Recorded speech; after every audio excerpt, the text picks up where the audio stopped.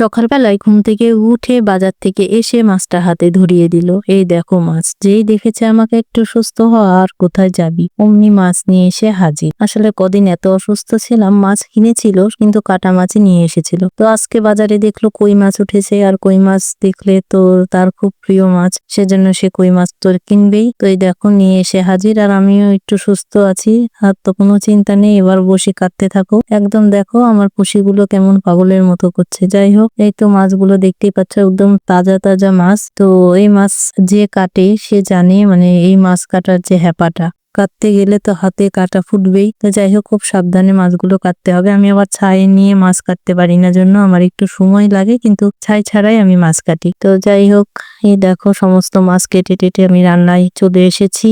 লবণ হলুদ দিয়ে মাছগুলোকে মেখে নিলাম। আমার ঠাকুমা বলতো কই মাছের প্রাণ। আসলে এই মাছটা না কাটার পরে যখন তেলের মধ্যে দিই তারপরেও লাভ হয়, মানে এমন মানে তাজা মাছ। তো যাই হোক, এই তো মাছগুলো সব ভেজে নিচ্ছি। মাছগুলো সমস্তটা ভেজে নিয়ে সর্ষে পোস্ত বেটে তোমার কই মাছের এই যে তোমার পাতুরিটা করলাম। তো এই কই পাতুরি খেতে ভালোই লাগে। তারপরে তোমার এদিকে তো সিম আলু বেগুন সমস্ত আরো সবজি যেগুলো ছিল, কপি ডাঁটা ডাটা, এগুলো দিয়ে একটা চচ্চড়ি করে নিলাম। শীতের এই গরম গরম ভাতের সাথে এই সবজিটা খেতে কিন্তু দারুণ লাগে। তো এই তো আর করেছি তোমার ধনেপাতা চাটনি আর কি। ধনেপাতা বেটে টেটে একটু কড়াইয়ে হালকা তেল দিয়ে গরম করে নিলাম।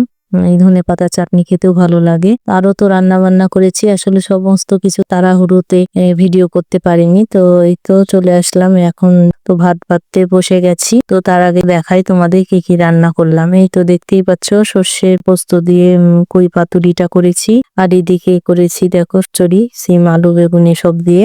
আর এই তো দেখতেই পাচ্ছ কই মাছের পেঁয়াজ টিয়াজ দিয়ে একটু রসার মতো করে দিলাম ছেলের জন্য, আসলে ছেলে কই পাতুরি খাবে না। আর এদিকে করলা ভাজা ছিল, আর ওই তো দেখতে পেলে ধনেপাতার চাটনি, আর এদিকে আমের এই আচারটা আছে। ব্যাস, মুখে রুচি হবে না মানে রুচি হতে বাধ্য। এবার সবাই মিলে বসে যাব খেতে। আর হ্যাঁ, তোমরা কে কি দিয়ে খেলে অবশ্যই কমেন্ট করে জানাবে।